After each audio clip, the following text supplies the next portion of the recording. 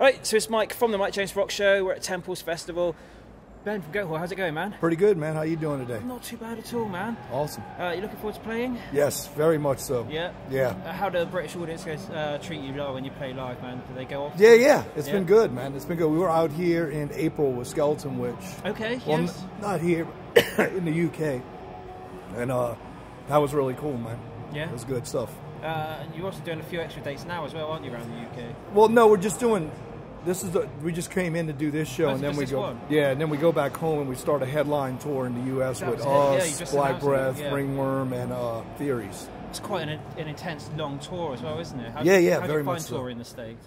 Yeah, I mean, we have our own van and trailer, so it's kind of like we're used to it. Yeah, we like do touring family units. Yeah. We have that set up, and we sleep in the van most nights, and we have a good time, and yeah, it works out. Cool, man. It works out. Are there any places in the States that you're looking forward to going? Because we go out on the radio station in. It's pretty much everywhere, man. Everywhere's unique in its own way. You know, from like a big city like Los Angeles to a little small town out in the middle of Kansas somewhere. It's they got a lot of different stuff going on. So you come across it's like a cultural experience when you tour the US. From every single place. Yeah.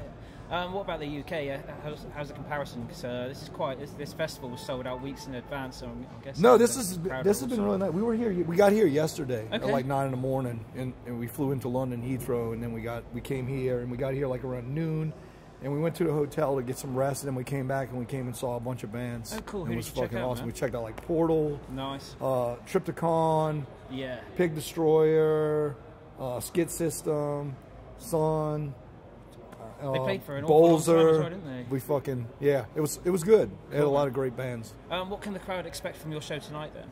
I don't know. I mean, I think if anything, I don't want to say it's going to be immense, but I think if anything, our best quality is a live band. Yes. Like even over the CD and stuff like that. I think the CDs, present the music, but the experience is more of a live thing for us. That's what people get into bands for, isn't it? Yeah. But I mean, you go out there and you dish it out to them, and I think it's a universal thing where it's like the fans and the band work together at things. Okay, so when you play, it's like y'all both feed off of each other. And to me, I like smaller type things. I like smaller, closer experiences. Like definitely, this place is awesome because the elements are there, and I like them better than bigger places, and then like there's a barricade and it's like 12 feet separating you and the crowd. But we've done those things, and we've got through them.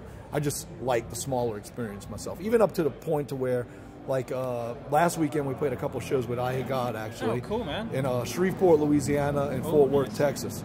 And the venue in Shreveport was just like it was just on the floor, no stage. Oh, cool. And there was like a vocal PA. Yeah. And that was like in-your-face experience, Awesome, There's no barricade. People are flying into you, It's you still get the crowds like surging forwards. And pushing yeah. And stuff it was like a good time. It was really fun, man. And it's always nice to hang out with the I Hate God guys, man. I love those guys. Yeah. Man. Awesome. How do you find the newer stuff's going over? Because you kind of slightly changed direction. It's more of a grown-up.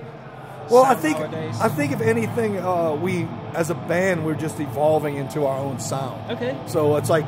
I definitely don't neglect our earlier releases. Like some bands will go, that was when we were young, we were amateur, and naive. And it's like I don't believe that. I believe that's an element of the growth of a band. Yeah. I definitely look back in that age to be able to get to where you were. And it's just, I mean, there's a lot of stuff from the first two records. I'm like, wow, this stuff is actually still pretty like intense and kind of dirty, the way it is. But you can definitely hear like Celtic Frost was a huge influence of us, especially like Venom and Battery, but Celtic Frost was like the building block of what kind of made this band into what it was. Okay. And then as we went along, as you go along too, you're listening to different things, and so your influences kind of change subconsciously. Yeah. And that kind of blends into when you're working on music. And then as musicians too, you start to see things like, for me personally, I noticed with like on A Haunting Curse there was songs and it was like tons of vocals over one song. Like I had so many lyrics, I could probably split them up into 3 songs. Wow.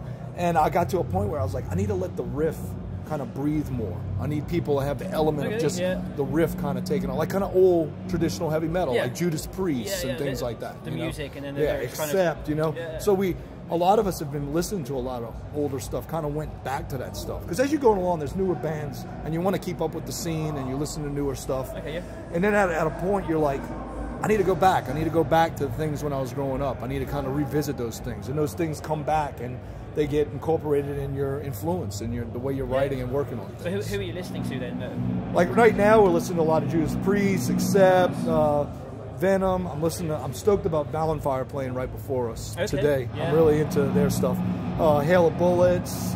There's just a bunch of them out there. There's so many fucking things. So it's just, I got to a point where I was like, all right, I like all of this right now. I'm gonna put it on the iPod. And I'm gonna just let it randomly shuffle through all of it, because this is all the stuff that I really want to listen to right now. And it throws up a few gems when you hit random as well. And you're I didn't realize I had that on my list. Or it takes you, that's the thing, if you hit random, it's like something comes up that you hadn't listened to in a while, and you're like, holy shit, let's just listen to the whole fucking record, you know, and you go back to it. So, yeah, so I think, you know, I'm sure every band has the same thing, where it's like, as time goes, you grow up as a musician, and there's aspects that, you know, get influenced that you, I guess, in a way you can't really control, because it's a subconscious thing. It starts to fall into there, and then it works into the cycle. I guess different elements of your personal life become more susceptible to different influences as well. Yeah, so you definitely. Draw it from all over the place, man. Yes.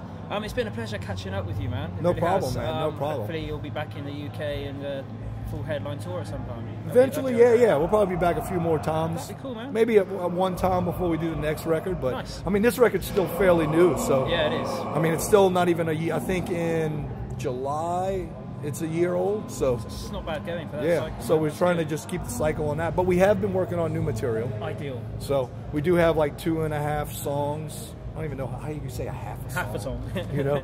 So we have like 2.5 songs, like 2 songs that are pretty solidly, almost pretty much complete. Yeah. And then a half a song. So I guess that means we're trying to figure out another half of it. But it's coming along pretty good, where you usually didn't, in the past, we didn't really write much through the duration of touring cycles, because we'd come home and then we'd be like, all right, we need to take a break. Yeah. Then we'd get together, but we'd rehearse a new set, and then we go back out on tour again. So we just kind of put it off, and we really don't work on stuff when we're actually out on the road. No. We just kind of focus on playing and then having a good time. Partying and all that. and so, but we did, like, we were out, we weren't doing anything in January and February, and so Zach came in from Phoenix for a couple of weeks, and we sat down, and we were going to work on like a set list because we did Australia in March for 2.5 weeks with Psychroptic, and then we did Europe in April. Yeah. And we were like, let's work on a set. And then we did it like for 2 nights, and we're like, oh, we know this shit. Let's start working on some new shit. So we started throwing around ideas, and it started moving. So it was good. That's cool, man. I look forward to hearing the new stuff when it comes out. Like I said, it's been a pleasure chatting to you, man. No problem. Thank you for everything, man. Thank you very much.